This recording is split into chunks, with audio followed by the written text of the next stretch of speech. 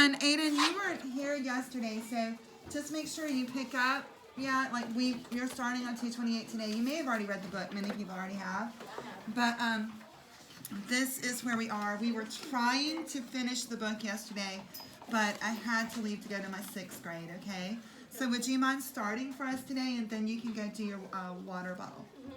Captain, I think he said, sadly, I can't expose my men to any more danger. Yeah. Please try to understand that, Victor, I can't put my arm named Now that's ambition. Yeah. For exploring or your desire for a revenge above the safety of all these men. Yeah. Then you must. Then go if you must, but I can't go with you. Now my mission isn't over yet. I know that I'm weak, but I have to go on. But with that, Victor tried to lift his frail body out of bed, but the effort was too great, and he fell back on the pillow and fainted. Yeah, listen, remember, the creature has made him chase him for so long. Victor was already pretty frail, which means low energy, skinny, yeah, poor health. Exactly. So now that he's been on this crazy journey, his health is really, really, really bad. All right, Callie, could you pick up there with when he regained consciousness? When he regained consciousness, Victor had difficulty breathing and couldn't speak at all. The ship's doctor was called, and after examining the gravely ill man, he gave the captain the sad news. He only has a few hours to live, sir. I'm sorry. See, that's just absolutely amazing. It seems so fast. Yeah, only a few hours to live. Hey, Chance, can you start with Robert sat by? Robert sat by Victor's bed and started unmoving. At this man he had befriended. After a while, Victor's eyelids fluttered and he whispered, "Come closer, my friend, for I don't have much strength left.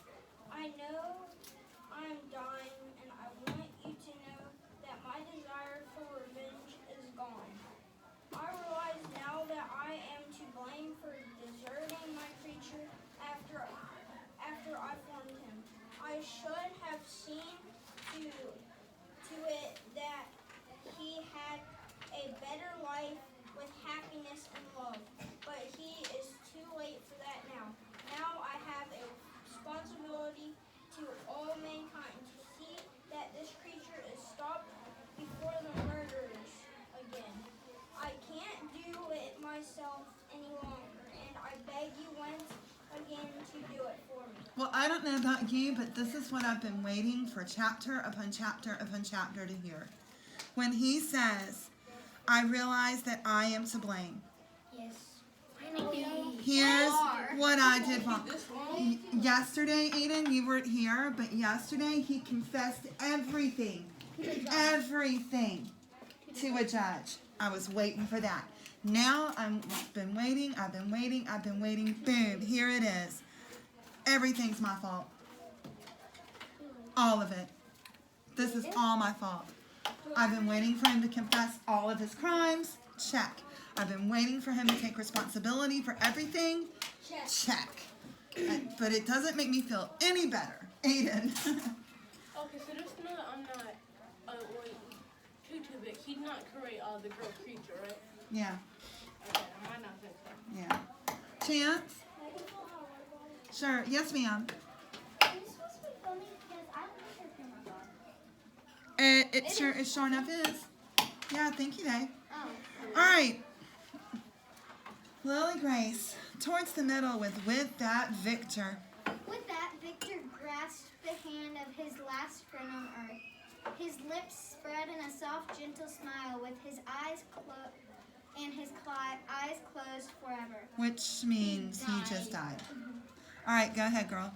That night, as Robert was standing deck, thinking about his friend. He heard a hoarse voice coming from the cabin where Victor's body lay in its own coffin. Could you do one more? Because those were itty bitty. Hurrying below deck, Robert flung open the door and found a gigantic creature bent over the coffin, weeping as he pressed Victor's cold, stiff hand against the long, ragged hair hanging over his face. Unearthly groans seemed to come from his soul as he wept. Wow, I mean, he's really, really sad. Now, although Victor confessed all of his crimes to a judge, just took responsibility for everything. Please put your masks on. Please put your masks on. Please put your masks on. You know, it's the only class I have to constantly remind the same people over and over again to put your masks on. Victor still did one thing that I think is really shady. Real bad. When he told Robert, the ship's captain, don't believe a word he says. And now here comes the ship's captain, Robert, walking into the room where Victor's body is in a coffin.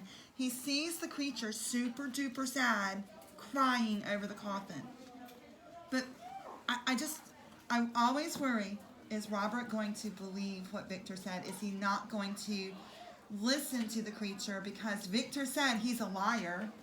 I'm trying to remember the last time the creature lied. He never. Yeah, it's never. I'm trying to remember all the times Victor did. Wow, too many to count. Yeah. So that was like not nice. Not nice. All right, let's see. We're on seeing Robert at the doorway. Could you get? I almost called you Alasia, Skylar. I'm sorry, Skylar. Seeing Robert at the doorway, the creature sprang towards the window. Are you okay? Are we okay? I'm sorry. For reals? All right, I saw a smile. He's good. What did you do? I don't know he's been around. He's good. Go ahead, Skylar. We're on wait, stay. Wait, stay, called the captain. The creature pointed down at Victor and said, Hoarsely, yeah. He is my last victim. I only wanted him to pardon me now for destroying all the people he loved. Yeah, and when the creature says, I only wanted him to pardon me, he was going to come and ask for forgiveness. A pardon is forgiveness. Yeah, like, I know, he still did kill people. I know. She's complicated it for me. All right, Chloe, can you start right in the middle with Robert's first impulse? Robert's first impulse was to follow Victor's last wishes Right. and kill the creature. But something in the creature's voice arose. The captain believed it was nothing. If he had asked what the Argentinos, if he had stopped their murderous acts of revenge sooner, Victor would still be alive. Do you understand? This is all you're doing. Okay, hold on. And I still want you to read, but can we just let this soak in? Ooh. The word was aroused. Something about the creature aroused the Scooby ears, the captain's pity. I feel so sorry for you. And curiosity.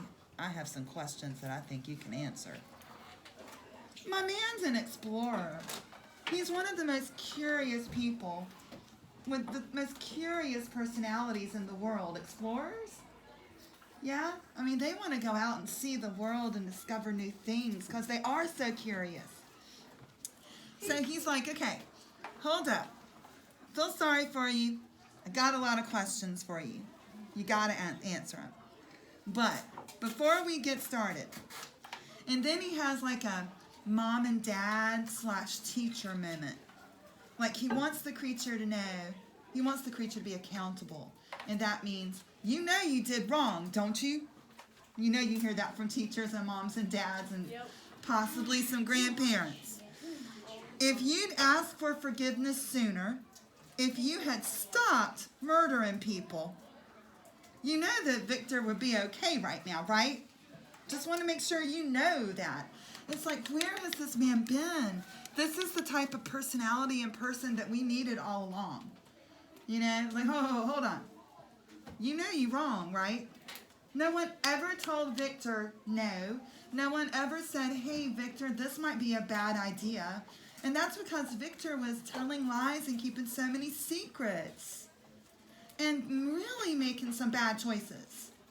And then the creature made bad choices. I really love this ship's captain. I do.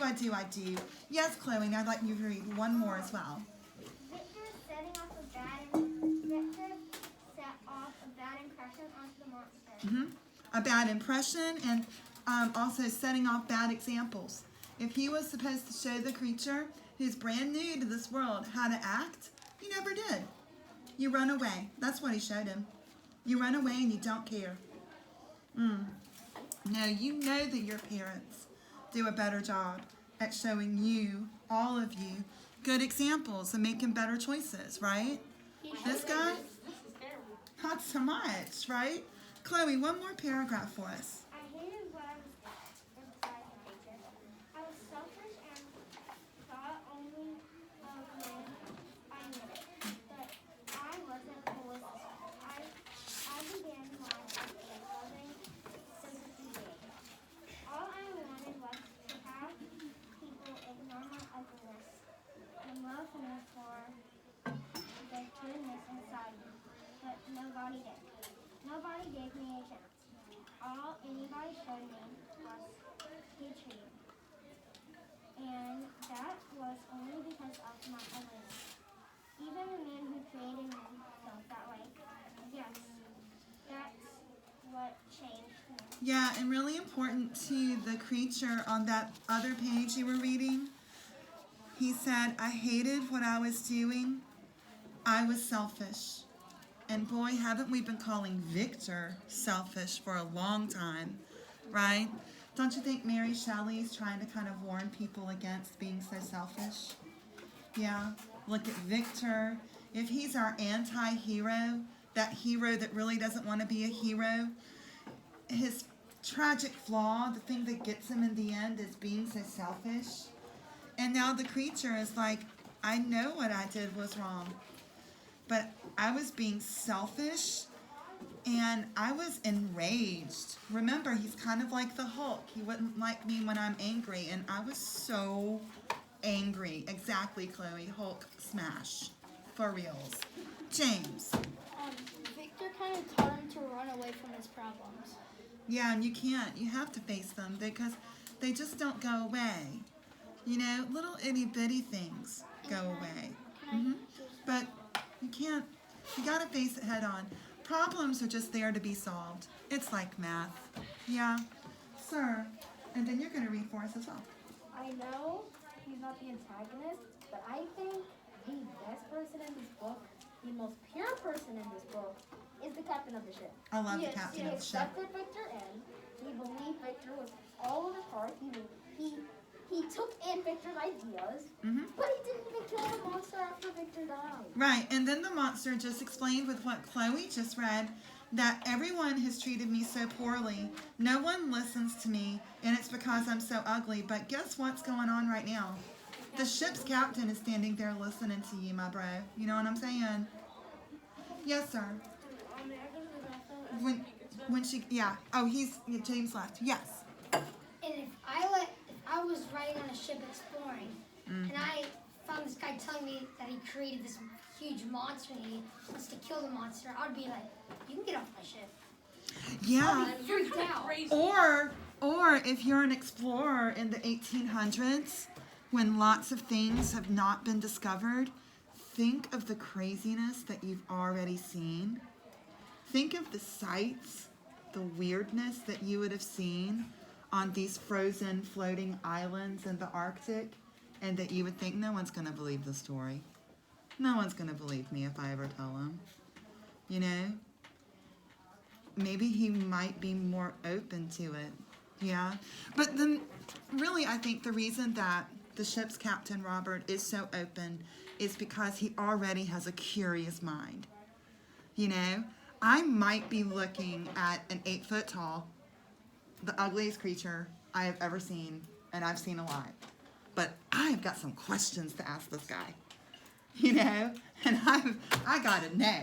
Because remember, Robert yesterday was super curious with Victor. Like, Victor, you gonna tell me how you made him? He's like, no, I'll never tell you. Yes, sir. But like, when, let's just say Fred came on the boat, Mm-hmm. I'd be, if I was the captain and I saw him, I'd be like, bang bang. Like, I don't know. See, I don't think so. I really am not a believer in the old idiomatic expression, which means it's an idiom, curiosity killed the cat. That old saying, that old idiom, really warns you against being curious. I think curiosity can sometimes be the gas and the engine of life. If you stop being curious, how boring must your days be? You know? Even if your curiosity might seem really lame to others. Like, I still don't understand why my children watch a YouTube channel of the game. But they're really curious about how to play the game. Or they're really curious about what the game would be like. It's still curiosity. I don't get it, but okay. Because I'm the person that's so curious. Just let me play the game and I'll figure it out. Because that's part of the fun. Right? Yes, sir. We have a line. I think you're after Aiden. Yes, sir. Can I go after him? Yes, and you've really got to either wear a better mask or try to keep that covering your nose at all times. Chloe? What book are we going to read after Princess? We got to go back to Pila, but let's channel our inner Oprah Winfrey and let's stay in our moment. And our moment right now is page 234. With the last question and our next reader. Yes, sir. I think Victor would be the worst person in this book because he's selfish. Yeah. He lied. Yeah. And he's basically responsible for everything. Yeah. He's technically not responsible for the deaths, Yeah. but You he's wouldn't go to also- jail for him, but But like we said this a lot, but he's responsible for the deaths. He's responsible for the things that did the deaths. right. And he will own up to Yeah. it until the very end of the book. Amen. Then he says he's responsible. Therefore, Victor's the worst in this book. Isn't she so good? She's so and, good. and the creature, or Ted, he doesn't have a name yet, but Bless the his heart. creature literally only wanted revenge against what Victor did. At one point, he even pitied Victor, but he was going to get a happy life for himself without owning up to the monster, what he did wrong, trying to make things right with the monster, and then the monster got angry. Now, I remember, understand. while we're focused right now on Mary Shelley warning us against selfishness, she really set out to write a book because she was the head of a, put your mask on, she was the head of a movement during the 1800s of artists against the Industrial Revolution. Artists against and afraid of what technology at that time was going to do to the world. And you think you might hear grandparents or parents talking about you on a phone, you on an iPad, you on a PS4, whatever. If you got the 5, good on you. You know what I'm saying? Like, you think that it's a big deal now, people being afraid of children having too much screen time, people being afraid of modern technology. Trust and believe the fear was worse during the Industrial Revolution. But we got to read. We got to get back. Oh, there's probably a line back there. Are we on yet? There was time? There was a time, I do believe, on 234. You see that, Daniel? Yep, there was a time. Yet there was a time when Right. I hated Victor Frankenstein, seeing the misery I had caused him. But when I learned that he was planning to marry and have a happy life for himself, after taking away any chance of one for me, my pity turned into a thirst for revenge. vanish. Robert listened to the monster first with pity, then with suspicion as Victor's warning echoed. He could be very persuasive. Then the suspicion turned into anger, and he shouted, "Evil wretch! First you drive him to his death, then you come here to ask for his forgiveness? You don't know what it means to be sorry. The only thing you know is hate." I am sorry. I would have gotten mad at this guy earlier on before all the murders, but the creature, I think, needs to hear this right now. All right, Taylor, you ready? Because the last line of 234 that I'm going to get you to read starts a pretty long paragraph with, "What do you know I hate?" What do you know I hate? Mm-hmm. Why don't you?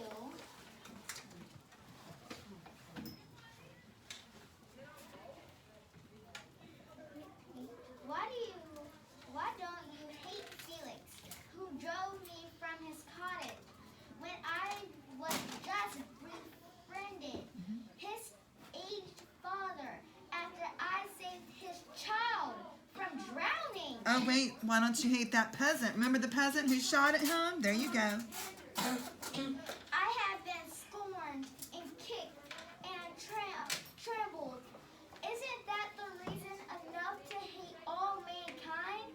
You hate me too, Captain. But not as much as I hate myself for murdering innocent and helpless people who never did me any harm. That's important.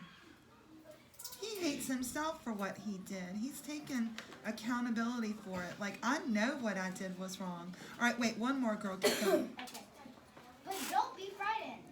The only murder I plan to commit is my own. I will leave your ship on the ice raft that brought me here and head north to the coldest, most remote part of the globe. So, North Pole, Santa. I don't think the elves are going to save him. Just saying. Maya, could you start down toward the bottom of 236 with "They're far away"? They're far away from the world. I will build a fire. My funeral. Pyre. Have you ever seen that word before? No. Pyre. Pyre. It is for a funeral. It is basically a bonfire where you would cremate the body. It's very Roman, like Julius Caesar, Roman. It was said, at least in the play for Julius Caesar, that his pyre, his bonfire where they burned his body, was one of the highest. Supposedly the higher, oh my gosh, I'm going to sound like Dr. Seuss. The higher the pyre, the closer you were to the gods and goddesses. Okay? You know what I'm saying?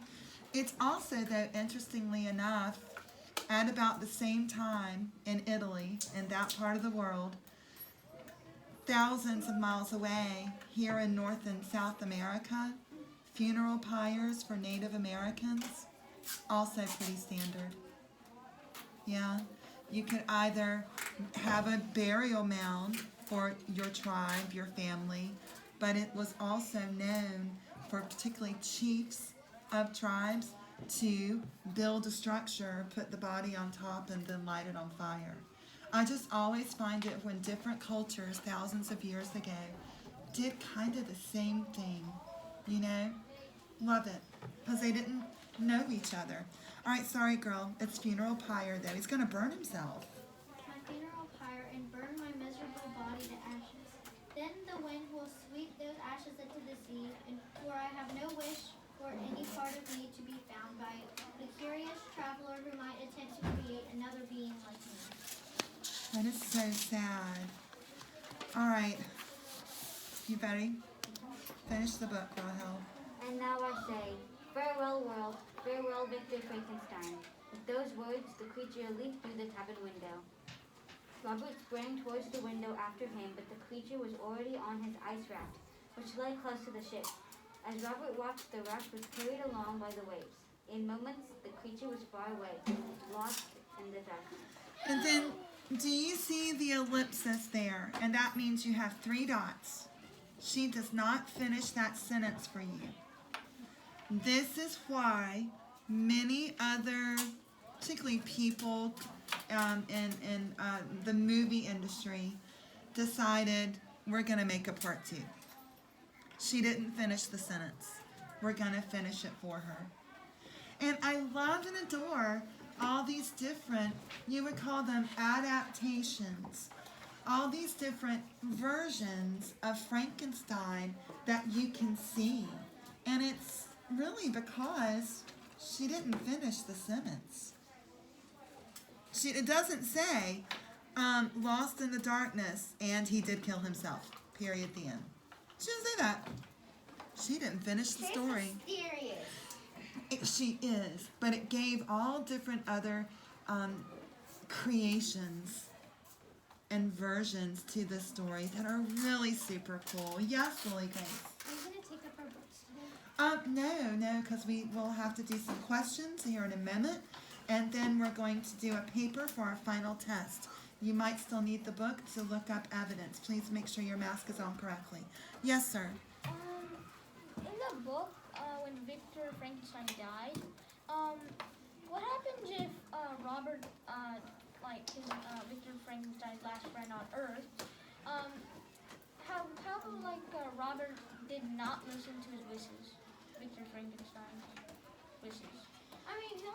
What would happen? As far as just killing the monster? You mean?